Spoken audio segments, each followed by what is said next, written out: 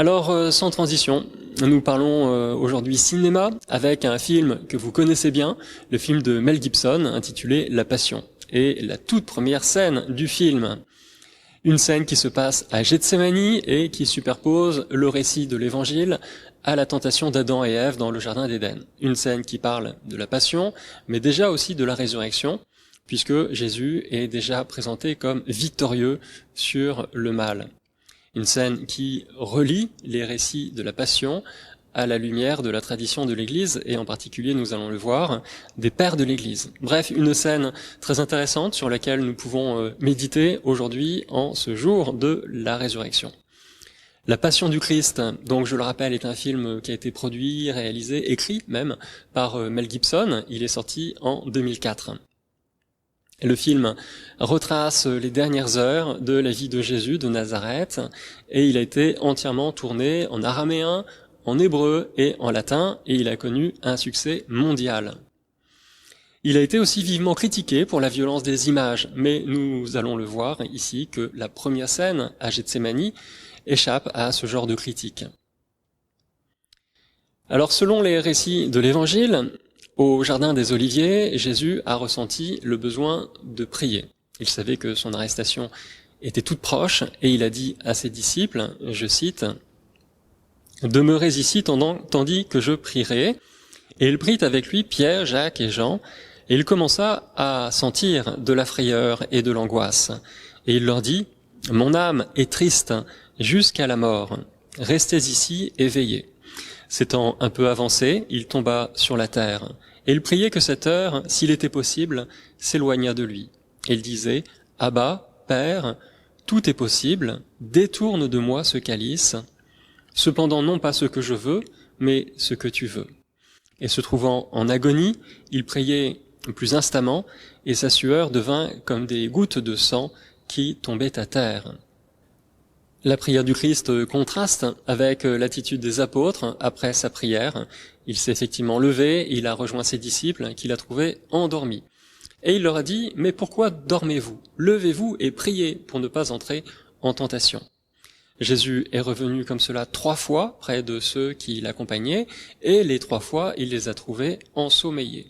À la 3e fois, tout était déjà terminé, c'est pourquoi Jésus a dit, « C'est assez, l'heure est venue, voici que le Fils de l'homme est livré aux mains des pécheurs, levez-vous, allons, voici que celui qui me trahit est proche. » Aussitôt, comme il parlait encore, survient Judas, l'un des 12, et avec lui une foule armée de glaives et de bâtons.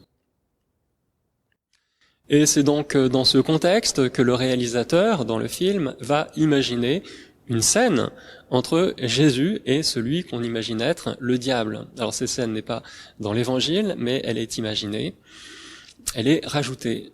Et Jésus s'affaisse, on le voit, sous le poids d'un fardeau invisible. Il y a une silhouette près de lui qu'il entend prier son Père. Et donc le diable lui demande « Mais qui es-tu » Je cite, « Qui est ton Père? Crois-tu qu'un seul homme peut porter tout le fardeau du péché ?» Jésus continue à prier. « Aucun homme ne peut porter ce fardeau, dit le diable. Je te le dis, il est beaucoup trop lourd. Le salut de leur âme est bien trop cher. Aucun homme, jamais. » Et Jésus continue à prier en disant « Père, tout est possible. S'il est possible, que ce calice passe loin de moi, mais que ta volonté soit faite, non pas la mienne. » Alors Jésus se met à chanceler et il s'effondre. Le diable reprend « Qui est ton Père? Qui es-tu » Et on voit alors un serpent qui sort la tête des vêtements du diable et qui s'approche lentement au plus près de l'oreille de Jésus en sifflant, en lui suggérant, on le devine, d'abandonner sa mission. Le diable regarde Jésus, un petit sourire en coin, et on a l'impression qu'il lui dit « Allez, laisse tomber, tu n'es pas de taille, et d'ailleurs, j'en ai fait tomber de plus coriace que toi. » C'était dans un jardin, un autre jardin, le jardin d'Éden, avec Adam. Et je l'ai si bien tenté qu'il a chuté lamentablement, lui et sa compagne. Mais à la surprise de Satan, Jésus se redresse et d'un coup sec écrase la tête du serpent. Alors on voit dans cette première scène ce personnage du diable faire son apparition. Il reviendra à plusieurs reprises tout au long du film. Et c'est le thème du film. Voyez le combat que Jésus a mené contre les forces du mal. Voyez le poids du péché qu'il a porté sur ses épaules pour nous sauver. Et d'ailleurs le film commence avec cette citation d'Isaïe. Il a été transpercé à cause de nos fautes, écrasé à cause de nos crimes. Par ses blessures, nous sommes guéris. C'est un passage du chapitre 53 du livre d'Isaïe. Ici, Jésus est écrasé, c'est vrai, mais il n'est pas anéanti. Et finalement, il va l'emporter à la fin de la scène, de cette première scène. Satan semble au début de cette première scène très confiant dans ses talents de persuasion, mais il est de plus en plus inquiet et interrogatif devant ce Jésus qui se révèle un adversaire nouveau et redoutable. Et Satan ne comprend pas.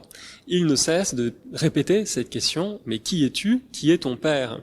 On le voit, il n'a pas accès au mystère du Fils de Dieu, parce que finalement, il est incapable de poser un acte de foi surnaturel, et c'est seulement par la foi que nous pouvons entrer en contact avec Dieu, que nous pouvons connaître et nous approcher du Christ.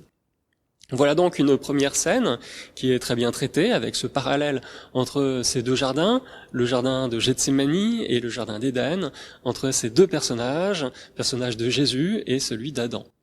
Et c'est le leitmotiv du film, je répète, écrasé à cause de nos crimes, par ses blessures, nous sommes guéris. Isaïe, chapitre 53. Jésus ici prend sur ses épaules ce poids immense du péché du monde, et nous allons entrer ainsi dans sa passion. Mel Gibson ne va rien nous épargner des blessures que le Christ a souffert pour nous, comme Jean le Baptiste l'avait annoncé déjà à ses disciples au début de l'évangile selon saint Jean. Voici l'agneau de Dieu qui enlève le péché du monde. En fait, il l'enlève tout simplement en le portant sur ses épaules. Le fait que Satan ne comprenne absolument rien à ce qui se passe en Jésus nous ramène à un thème qui était très cher au père de l'Église, c'est ce thème du mystificateur mystifié.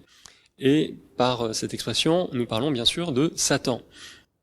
En s'en prenant à Jésus, sans savoir qui il était vraiment, Satan est tombé dans son propre piège. C'est comme si, en descendant dans le séjour des morts, Jésus s'était emparé des clés du royaume de Satan, et qu'il avait libéré toutes ces âmes qui étaient retenues captives. Comme l'écrit l'auteur de l'Apocalypse, je cite, « J'étais mort et me voilà vivant pour les siècles des siècles, je détiens les clés de la mort et du séjour des morts. » Apocalypse, chapitre 1, verset 18. Et il y a des variantes de ce thème du mystificateur mystifié, de Satan dupé, chez les pères de l'Église. Parce que certains vont vouloir laver Dieu de toute espèce de ruse ou de procédés machiavéliques fondés sur la violence et la dissimulation. On ne peut pas concevoir que Dieu soit amour et qu'en même temps, il puisse nous tendre des pièges, même à Satan. Ce n'est pas Dieu, donc, qui a trompé Satan, mais c'est Satan qui est tombé dans son propre piège, le piège de la croix. Voilà donc une scène de film qui nous parle de la résurrection et de la victoire de Jésus contre les forces du mal. Le réalisateur, très habilement, est parvenu à enchevêtrer ces deux thèmes, un thème biblique, à partir de cette citation d'Isaïe 53, « Écrasé à cause de nos crimes, par ses blessures nous sommes guéris », et également un thème patristique, Satan qui a été pris à son propre piège, le piège de la croix. Alors j'espère que vous avez tout compris, pensez à vous abonner et à liker avec le pouce. Bonne fête de Pâques de la part de toute notre équipe, Jean-Paul, Josiane, Richelin et moi-même, et je vous dis à très bientôt.